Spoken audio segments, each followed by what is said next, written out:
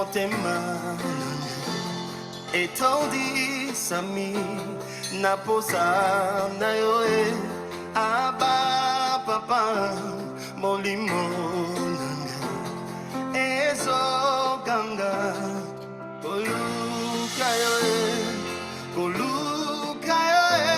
nana kotika te o kotambola na yo osamotema nanga. Bien-aimés, nous voulons bénir encore le Seigneur qui a permis que nous puissions être là pour qu'ensemble nous puissions partager sa parole. Et nous remettons toutes choses entre ses mains afin que sa parole qui nous enseigne que le Saint-Esprit va nous conduire dans toute la vérité, que cela puisse être ainsi pendant ces instants. Nous sommes en train de développer un sujet très important que nous avons intitulé « On ne peut pas servir Dieu sans amour ». Donc vous comprenez avec moi que nous sommes en train de parler de l'amour. L'amour tel que Dieu le voit, l'amour tel que Dieu l'explique par sa parole, parce qu'il nous a dit, je ne cesse de le répéter, je vais toujours le répéter, vos voix ne sont pas mes voix et vos pensées ne sont pas mes pensées. Nous devons chaque fois nous demander si nous sommes dans la voie de Dieu et si nous sommes dans les pensées du Seigneur. Jésus avait dit à ses apôtres, vous devez enseigner tout ce que je vous ai prescrit. Et vous savez que la prescription, c'est une loi, c'est un ordre qu'on ne peut pas changer.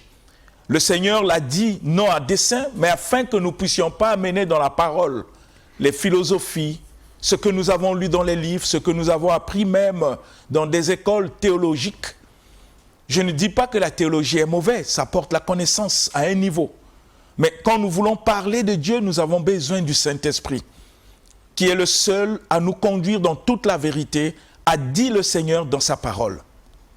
L'amour, qu'en est-il de l'amour? Est-ce que c'est prêché suffisamment dans nos églises, l'amour? Nous avons dit sans amour, il est impossible de servir Dieu. Impossible. Parce que le service doit être basé et avoir des fondements, la parole du Seigneur.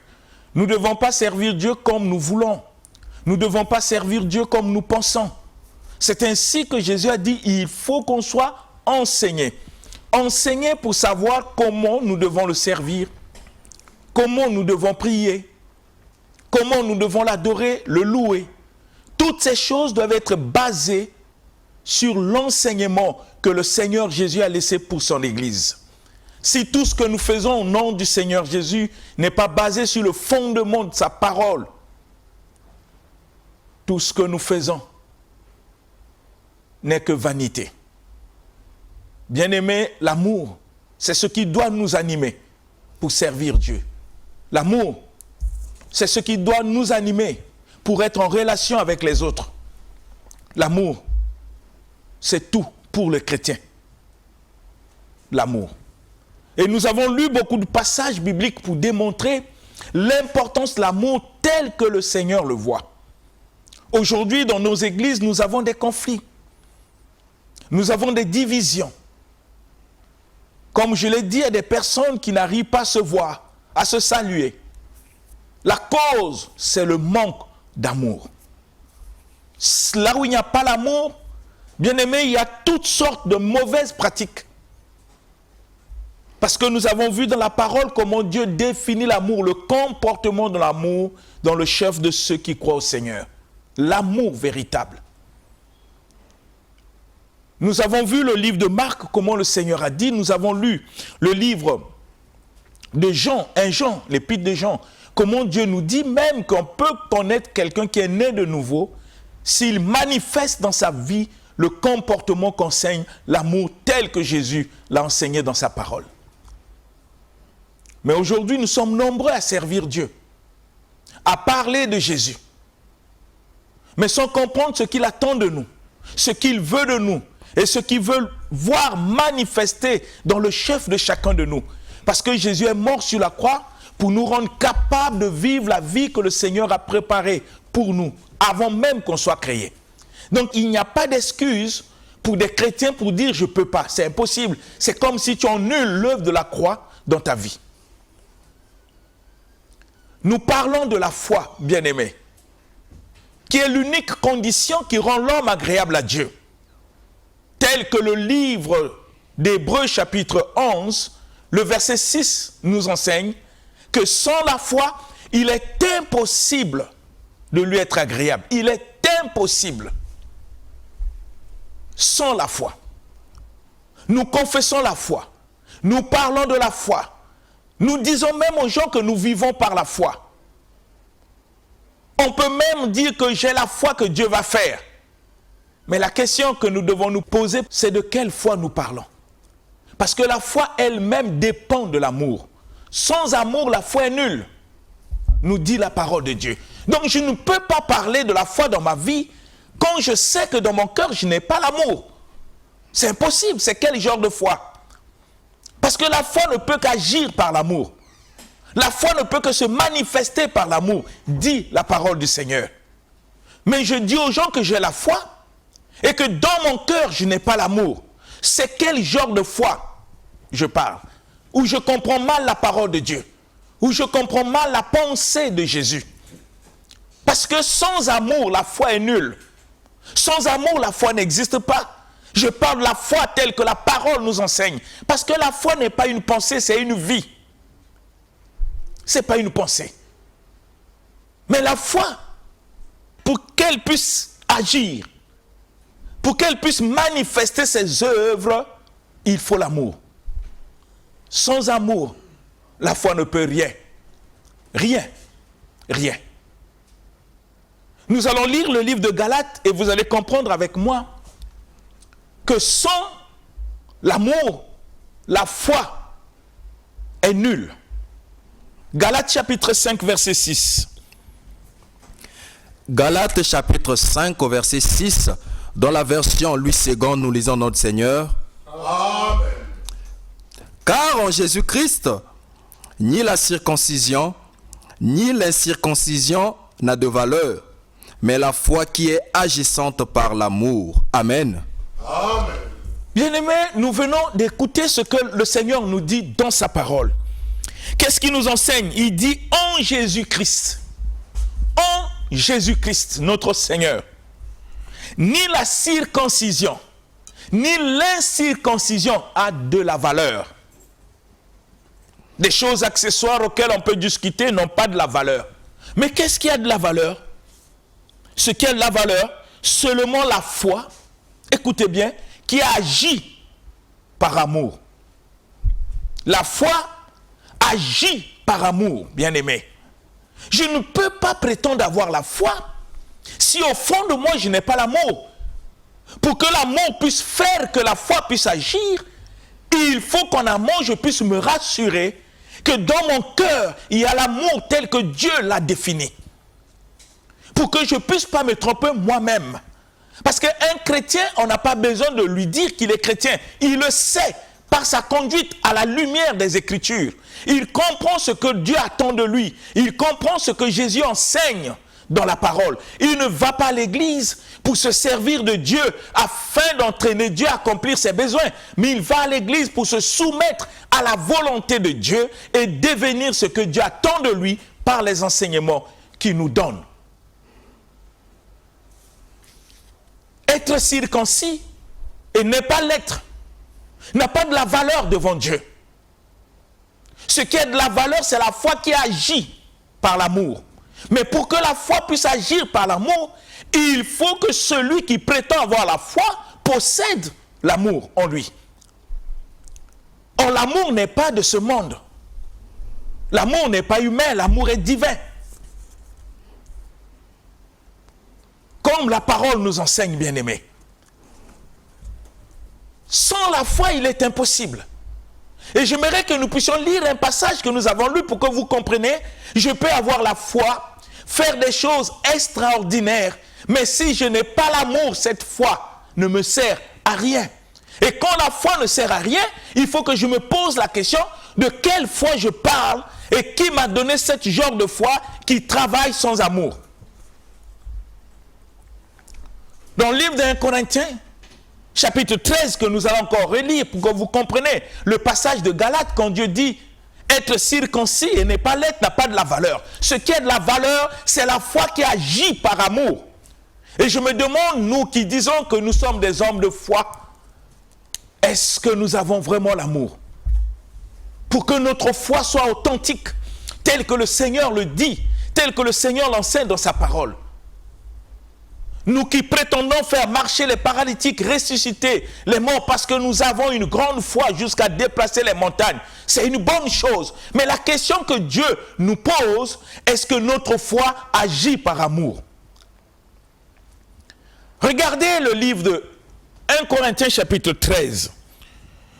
Vous allez comprendre avec moi ce que le Seigneur nous enseigne dans ce passage de 1 Corinthiens chapitre 13, bien-aimés, pour que nous comprenions la valeur même de l'amour tel que le Seigneur l'enseigne. Lisons 1 Corinthiens chapitre 13. Nous lisons le verset 2. Regardez le verset 2. 1 Lisons Corinthiens chapitre 13, au verset 2, nous lisons notre Seigneur. Amen. Et quand j'aurai le don de prophétie, la science de tous les mystères et toute la connaissance, quand j'aurai même toute la foi jusqu'à transporter des montagnes, si je n'ai pas l'amour, je ne suis rien. Amen. Amen. Bien-aimés, je ne sais pas si nous avons compris la pensée de Dieu. Nous sommes en train de parler de l'amour. Parce que la vie chrétienne a pour fondement l'amour. Je vous ai dit au cours de cette émission, même le salut a pour fondement l'amour. Si Dieu n'avait pas tant aimé le monde, il n'y aura pas le salut. C'est l'amour qui est à l'origine du salut. C'est l'amour qui a fait de nous aujourd'hui des serviteurs de Dieu et des servantes du Seigneur. C'est l'amour qui a fait de nous des chrétiens. C'est l'amour qui a voulu que l'Église puisse exister. C'est l'amour. Tout a pour source l'amour, bien-aimé. Et le Seigneur nous montre que nous ne pouvons pas prétendre avoir la foi si dans notre cœur nous n'avons pas l'amour tel que le Seigneur l'a défini. C'est quel genre de foi? On parle de la foi parfois sans foi. Parce que celui qui peut parler de la foi, c'est celui qui sait que dans son cœur, il a l'amour tel que Dieu l'a défini. J'insiste sur ça. Pas l'amour tel que lui pense, mais l'amour tel que Dieu l'a défini. Et le livre de 1 Corinthiens 13 confirme pour dire, je peux avoir le don de prophétie, toute la prophétie, avoir tous ces mystères de connaissance des choses cachées. Je peux avoir même la foi jusqu'à transporter les montagnes, nous dit la parole de Dieu. Mais si je n'ai pas l'amour, la Bible dit je ne suis rien devant Dieu. Je peux être quelque chose pour les hommes, mais devant Dieu je suis rien. Vous ne pouvez pas imaginer le sérieux de ce que la parole interpelle la conscience de chaque chrétien pour que nous ne puissions pas mener une vie chrétienne dans l'aventure, que nous puissions nous rassurer et rassurer notre cœur que nous sommes dans la volonté de Dieu, du fait que nous avons accepté de nous soumettre et d'obéir à tout ce que le Seigneur nous recommande par sa parole. Ça doit être la raison qui nous amène à l'église. Si je ne suis pas disposé et disponible à faire exactement ce que Dieu attend de moi, la vie qu'il me communique par sa parole, pour que je devienne moi-même cette parole, bien aimé, je ne trouve pas des raisons qui peuvent m'amener à l'église. Si mon cœur n'est pas disposé à obéir, qu'est-ce que je vais chercher à l'église? Parce que notre grand thème, c'est le cœur de l'homme. Parce qu'on ne sert pas Dieu par l'extérieur, on sert Dieu par l'intérieur. Dieu ne consomme pas ce qui est extérieur, mais il consomme ce qui est à l'intérieur de l'homme. Les motivations qui nous animent, le pourquoi des choses que nous faisons. Quels sont les mobiles qui sont au fond de notre cœur? L'amour est nécessaire, bien-aimé. Comment on peut croire à quelqu'un qui fait des miracles extraordinaires au nom de Dieu et que dans son cœur, il n'a pas l'amour? Ça pose un problème sérieux. Un grand problème. On ne peut pas se contenter des prodiges, des miracles qu'on fait pour dire que c'est Dieu. Qui te rassure que c'est Dieu si au fond de ton cœur, tu n'as pas l'amour? C'est quel Dieu nous parlons? La parole parole nous montre d'une manière claire que la foi ne peut qu'agir par amour. Cela veut dire que tous ceux qui n'ont pas l'amour dans leur cœur sont exclus de la foi. Parce que sans amour, la foi devient stérile. La foi ne peut pas fonctionner. La foi dépend de l'amour pour manifester sa grandeur, sa puissance. Sans amour, la foi ne peut pas opérer. C'est ainsi que le Seigneur nous montre qu'on ne peut pas dire aux gens qu'on a la foi jusqu'à transporter les montagnes, à faire marcher les paralytiques, à ressusciter les morts, si au fond de notre cœur nous n'avons pas l'amour. Dieu lui-même nous définit, dit, nous sommes rien. Rien. On peut être quelque chose devant les hommes, comme je l'ai dit, mais devant Dieu, on n'est rien. Ça veut dire que tout ce qu'on fait n'est pas sa volonté. Parce que Dieu ne peut se nier lui-même. C'est là où vous comprenez le souci de notre Seigneur Jésus-Christ. Quand il voit notre temps, il voit comment les assemblées, les églises sont en train de travailler, de le servir. Il y a comme une inquiétude dans le cœur du Seigneur. Il dit, quand le Fils de l'homme va revenir, trouvera-t-il la foi sur la terre? Or, la foi ne peut être qu'efficace par l'amour. Pourquoi Dieu pose cette question? Quand il sait qu'à notre temps, beaucoup de gens sont en train d'adorer et de le servir. Pourquoi cette question? Mais c'est parce que les gens vont courir vers les démonstrations et négliger leur propre vie. Négliger ce que Dieu attend d'eux. Dans leur conduite, dans leur comportement, dans leur manière d'être, ils négligent. Ils cherchent des choses qui impressionnent des gens pour attirer les foules derrière eux afin de se faire un nom. Bien-aimés, nous ne sommes pas en train de prêcher notre nom ou de chercher la gloire des hommes. Le Seigneur a dit d'une manière claire, quand le Saint-Esprit viendra sur vous, vous serez mes témoins. Tout ce que nous faisons doit être pour la gloire du Seigneur. Tout ce que nous prêchons, il faut que le Seigneur soit glorifié. Nous ne devons pas avoir dans notre cœur des intentions d'apparaître devant les hommes. Non, bien-aimé, il faut apparaître devant Dieu en obéissant à sa parole et Dieu seul peut te présenter au monde.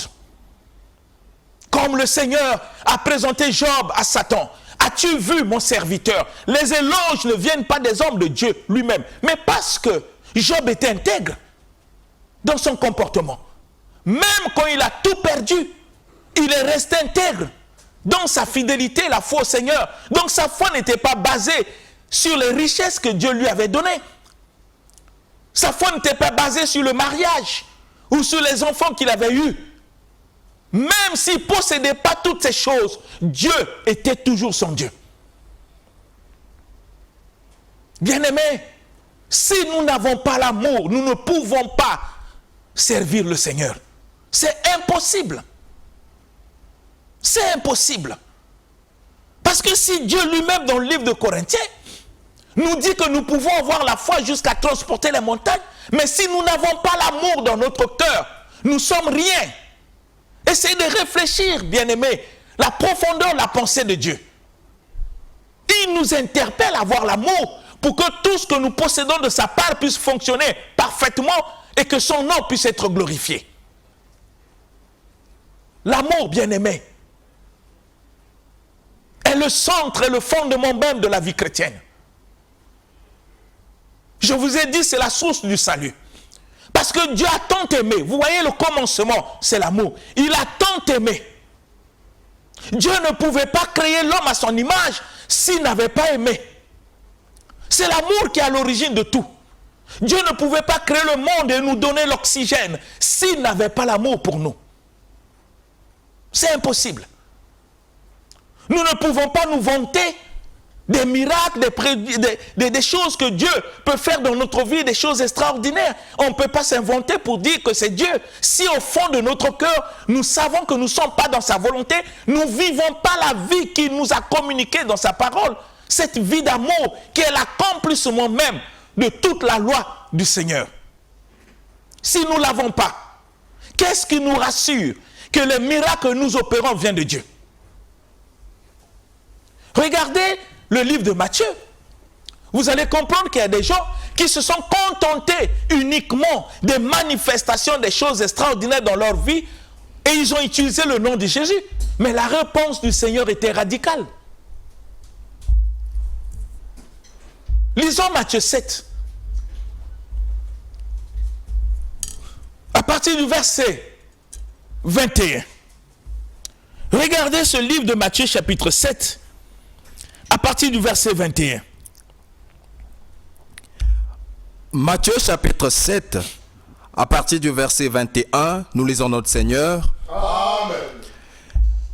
Ceux qui me disent, Seigneur, Seigneur, n'entreront pas tous dans le royaume des cieux, mais celui-là seul qui fait la volonté de mon Père qui est dans les cieux. 22. Plusieurs me diront en ce jour-là, Seigneur, Seigneur, n'avons-nous pas prophétisé par ton nom? N'avons-nous pas chassé des démons par ton nom? Et n'avons-nous pas fait beaucoup de miracles par ton nom? Verset 23. Alors je leur dirai ouvertement, je ne vous ai jamais connu. Retirez-vous de moi, vous qui commettez l'iniquité. Amen. Amen. Bien-aimés, vous comprenez, les gens qui étaient attachés à des miracles, je ne dis pas que des miracles c'est mauvais, non, non. Comprenez ma pensée. Les miracles c'est pas mauvais parce que Dieu c'est un Dieu des miracles, c'est un Dieu des prodiges. Mais nous ne devons pas oublier quand Dieu parle des miracles, des prodiges, il indexe aussi le diable, il indexe aussi les faux prophètes. Quand il parle du temps de la fin, il dit, les faux prophètes feront des miracles et des grands prodiges. Donc, ce n'est pas propre à Dieu seul. Si un faux prophète peut faire des miracles, donc ce n'est pas propre à Dieu seul. Nous devons faire très attention. Quand il y a des miracles qui s'opèrent dans notre vie, nous ne devons pas nous contenter simplement des miracles, des prodiges qui se manifestent. Il faut d'abord se poser la question, quelle est ma vie? Est-ce que ma vie est dans la volonté de Dieu? Est-ce que je suis dans l'amour tel que Dieu le dit? Parce que nous avons lu le livre de Corinthiens 13 où Dieu dit tu peux faire toutes les choses, si tu n'as pas l'amour, cela ne te sert à rien. Mais nous avons un cas dans le livre de Matthieu. Que dit le Seigneur Jésus dans ce livre? Il dit, ceux qui me disent Seigneur, Seigneur, ne rentreront pas tous dans le royaume des cieux. C'est qu'il y a un problème. Ce n'est pas le fait que je parle ou je confesse que Jésus est mon Seigneur, que ça garantit au moins l'accès au royaume des cieux. Et ça, c'est sorti de la bouche du Seigneur, bien-aimé.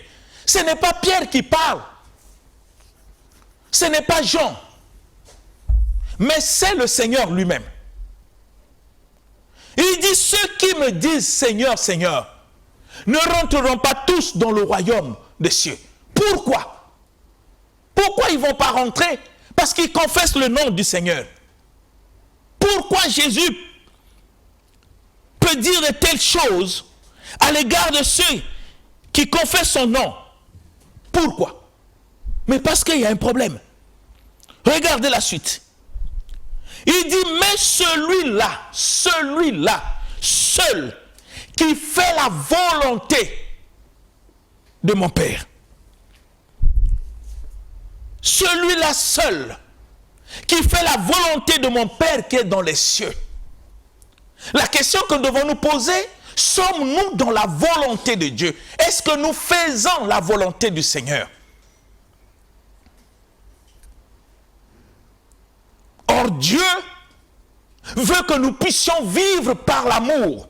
Cela est sa volonté parfaite. Parce qu'il n'y a pas une loi dans la parole plus grande que l'amour.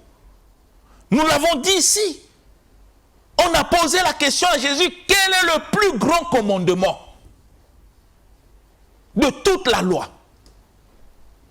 Jésus a répondu d'une manière claire, c'est d'aimer Dieu de tout ton cœur, de toute ton âme, de toutes tes pensées et de toute ta force.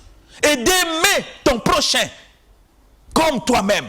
Le Seigneur dit de ces deux commandements dépendent la loi et les prophètes. Et Dieu va plus loin, nous l'avons lu ici, bien-aimés.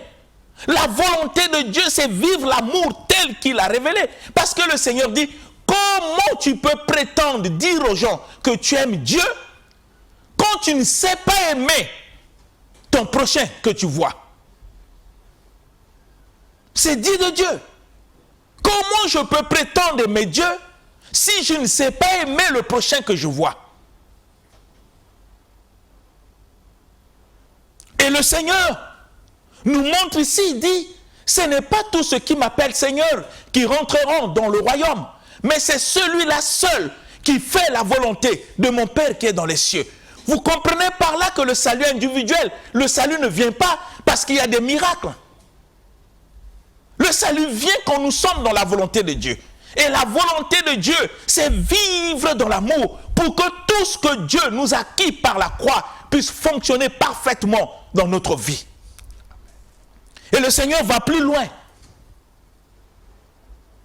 Il dit, il y a eu des gens qui sont venus lui dire, Seigneur, n'est-ce pas en ton nom que nous avons prophétisé? N'est-ce pas en ton nom que nous avons chassé les démons? N'est-ce pas en ton nom que nous avons fait des miracles? Le Seigneur répond, je leur dirai d'une manière claire, éloignez-vous de moi, car je ne vous ai jamais connu. Dieu ne dit pas que je ne vous ai plus connu, comme s'il les connaissait avant, après qu'ils ont fait naufrage à leur foi. Non. Le Seigneur utilise un mot fort. Alors je leur dirai ouvertement, je ne vous ai jamais connu. Je veux que tu puisses réfléchir. Des personnes qui témoignent ce qu'ils ont vécu de leur vivant pour dire, Seigneur, nous avons prophétisé en ton nom. Nous avons chassé les démons en ton nom. Nous avons fait des miracles en ton nom. Et que le Seigneur puisse leur dire d'une manière claire que je ne vous ai jamais connu. La question que nous devons nous poser, qui opérait les miracles en eux quand ils ont utilisé le nom de Jésus? Qui? Parce que si le Seigneur confirmait sa parole par des miracles à travers ces personnes et que Jésus vienne dire je ne vous ai jamais connu, Dieu se fait menteur. Dieu se fait menteur. Mais quand le Seigneur dit je ne vous ai jamais connu, ça veut dire depuis qu'ils ont commencé à utiliser le nom de Jésus, à opérer les miracles, Dieu ne les avait jamais connus. Parce qu'ils n'étaient pas dans la volonté de Dieu. Ils n'étaient pas dans la volonté de Dieu.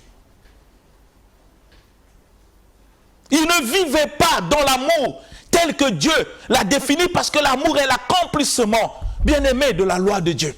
Celui qui vit dans l'amour a accompli la loi de Dieu.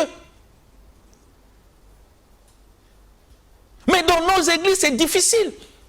Vous ne pouvez pas imaginer comment l'hypocrisie règne.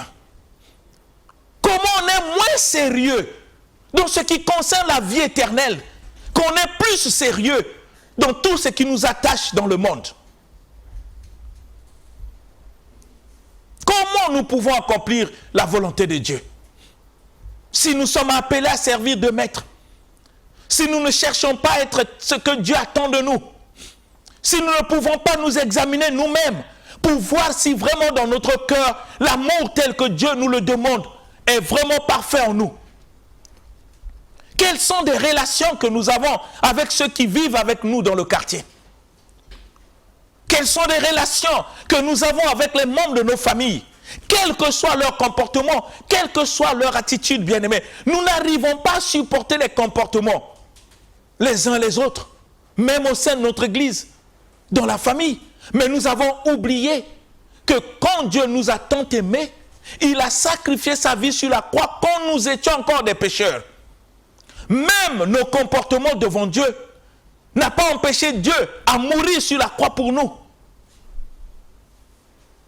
L'amour ne faillit jamais, bien-aimé. Mais si le Seigneur peut nous dire que c'est celui qui fait la volonté du Seigneur, à un certain moment, on peut se demander si nos prières sont conformes à sa volonté, du fait que notre cœur ne s'est pas aimé. On peut se poser la question, si nos chants sont dans la volonté de Dieu? Si ceux qui chantent dans leur cœur, ils n'ont pas l'amour. Nous pouvons aussi poser la question, si les prédications, des enseignements que nous donnons chaque dimanche, chaque jour auquel nous nous rassemblons, est dans la volonté de Dieu, si le prédicateur ou l'enseignant n'a pas l'amour dans son cœur. C'est des questions qu'on doit se poser, parce que c'est une question de vie. Ce n'est pas des aventures qu'on va dans le Seigneur. Jésus n'a pas fait des aventures en sacrifiant sa vie sur la croix. Il était sérieux avec ce qu'il faisait. Est-ce que nous sommes sérieux avec le Seigneur? Si Dieu peut dire dans sa parole que tu peux prétendre posséder la foi jusqu'à transporter les montagnes, et quand tu n'as pas l'amour dans ton cœur, tu es rien. Cela sous-entend aussi, je peux prier en langue, je peux prier, dire des mots que je veux, mais si dans mon cœur, je n'ai pas l'amour tel que Dieu attend de moi, toutes mes prières deviennent nulles. Nul. Qu'est-ce qui annule mes prières? Mais c'est parce qu'au fond de mon cœur, je n'agis pas par amour. Tel que Dieu le dit. Bien-aimés, nous devons comprendre la valeur que Dieu donne de l'amour dans sa parole. Nous voulons voir combien Dieu est en train d'attendre de voir des fils et des filles pleins d'amour pour manifester sa volonté sur la terre. C'est ainsi que même la Bible nous dit que la nature est en train d'attendre la révélation des fils de Dieu. Mais aujourd'hui, il y a beaucoup de gens qui prient. Oui, c'est une bonne chose. Mais quel est l'état de notre cœur? Quelle est la place qu'occupe l'amour dans notre croyance, dans notre chrétienté? Quelle est la place? Parce que sans amour, bien-aimés, nous annulons tout. Nous annulons tout dans notre vie, dit le Seigneur. Dans ce livre de Corinthiens, vous allez comprendre, Dieu ne parle pas de la foi. Il parle même des dons spirituels. Lisons un peu le verset 1 de 1 Corinthiens 13, même des dons spirituels, le parlant en langue. Tout doit être fondé sur l'amour véritable. L'amour qui est une vie auquel Dieu veut voir se manifester dans le chef de ceux qui croient en lui, de ceux qui se disent chrétiens. 1 Corinthiens 13, 1. Parce que nous avons lu le verset 2 de 1 Corinthiens, mais regardez le verset 1. Dieu ne met pas seulement l'accent sur les prophéties, sur la foi, mais regardez le verset 1. Que dit la parole? 1 Corinthiens chapitre 13 au verset 1, nous lisons notre Seigneur. Amen. Quand je parlerai les langues des hommes et des anges, si je n'ai pas l'amour, je suis un airain qui résonne ou une cymbale qui retentit. Amen. Amen. Je ne sais pas si nous pouvons comprendre, bien-aimés, j'aimerais insister jusqu'à ce que nous allons comprendre la valeur, l'amour, ce que Dieu attend de nous. Il dit, quand je parlerai les langues des hommes et des anges, comme nous le faisons souvent à l'église, moins de micro, c'est bien, mais ça n'impressionne pas Dieu. Ce qui impressionne Dieu, c'est ce qui est au fond de ton cœur. La vie qui est au fond de ton cœur. Si ton parlant en langue n'est pas fondé sur l'amour, le Seigneur lui-même nous qualifie. Il dit, quand je parlerai les langues des hommes ou des anges, si je n'ai pas l'amour, écoutez bien, je suis qu'un airain qui résonne. Quel qualificatif! Une cymbale qui retentit, dit le Seigneur. Je suis qu'un airain qui résonne, une cymbale qui retentit. Même si je peux parler en langue, ça n'impressionne pas Dieu. Si au fond de mon cœur, je n'ai pas l'amour, ça n'impressionne pas Dieu, bien-aimé. Et nous pouvons poser la question, comment nous servons ce Dieu? Comment nous le servons? Avec quel état de cœur? Parce que l'amour, c'est une vie. L'amour, c'est une vie auquel Dieu nous invite à le manifester par notre conduite. C'est une vie. que Dieu nous dit le comportement de l'amour dans le chef des chrétiens. C'est-à-dire l'amour ne fait rien de malhonnête. L'amour ne soupçonne pas le mal. Dieu le définit. L'amour ne prend pas plaisir à l'injustice. Dieu définit. L'amour pardonne tout. L'amour excuse tout. Est-ce que c'est ce que nous sommes? Est-ce que c'est ce que tu es? Avant de montrer aux gens que tu as une grande foi, mais montre-nous d'abord ces fruits de l'amour pour que nous puissions croire à tout ce que tu fais pour le Seigneur. Parce que dans le livre de Matthieu, nous avons lu, ils sont venus pour dire au Seigneur, nous avons chassé, nous avons fait ceci. On peut aller dans les orphelinats, distribuer les dons, c'est pas mauvais. C'est bon pour les hommes. Mais si notre cœur n'a pas l'amour devant Dieu, ces choses n'ont pas de la valeur. C'est le verset 3 qui nous enseigne cela. Si on peut nous lire le verset 3. Bien-aimés, je reviens sur ces passages pour que nous comprenions l'importance. La vie chrétienne n'est pas courir derrière les bénédictions, derrière les miracles, se servir de Dieu. C'est comme si nous voulons dire à Dieu, suis-nous. Regardez le verset 3. 1 Corinthiens chapitre 13 au verset 3, nous lisons notre Seigneur. Amen. Et quand je distribuerai tous mes biens pour la nourriture des pauvres, quand je livrerai même mon corps pour être brûlé, si je n'ai pas l'amour, cela ne me sert de rien. Amen. Je peux donner des choses aux orphelins, distribuer des choses dans les orphelinats, aller dans des prisons, amener les caméras pour me filmer, c'est donc que je fais, c'est pas mauvais. Mais Dieu se demande, est-ce que celui qui fait ses dons vit par l'amour, tel que Dieu l'a défini dans son cœur? Et Dieu dit, si tu ne vis pas dans l'amour, malgré les dons que tu as faits, c'est bien. C'est pas mauvais. Mais cela ne te sert de rien. Ça devient comme vanité des vanités. C'est une perte devant Dieu. Est-ce que nous pouvons comprendre que celui qui peut faire des dons doit en amont d'abord avoir une vie d'amour telle que Dieu l'a définie dans sa parole? Bien-aimés, nous allons revenir sur cela pour que vous compreniez comment la vie de l'amour se manifeste dans la vie de ceux qui se disent chrétiens. J'aimerais que tu puisses comprendre avec moi que sans amour, tout ce que nous faisons pour Dieu est nul. Je le répète, sans amour, tout ce que nous faisons pour le Seigneur est nul. Et ce n'est pas moi qui le dis, c'est Dieu lui-même. On peut s'inventer d'être prophète, d'être pasteur, d'être apôtre, je ne sais pas qui, bishop ou archibishop. Mais quand on n'a pas l'amour dans le cœur, le Seigneur dit, ça te sert à quoi? Tu peux t'inventer dans des témoignages, comment tu as fait des miracles, comment les gens t'ont guéri, même utiliser le nom de Dieu, comme si c'est le Seigneur qui a opéré, tout en sachant que dans ton cœur, tu ne sais pas aimer. Tu as des gens que tu ne peux pas saluer. Tu as des gens que tu ne veux pas voir. Tu as des gens que tu calomnies tous les jours. Tu as des personnes que tu ne peux pas supporter, que ce soit à l'église, dans ta famille et dans le quartier. La question, d'où vient la source de tes miracles? Nous pouvons poser cette question. Et nous allons revenir le mardi prochain pour continuer. Je vais insister, bien aimé, pour que nous puissions donner au monde la vie que Dieu nous communique, que de donner tout ce que nous pouvons faire comme fantaisie.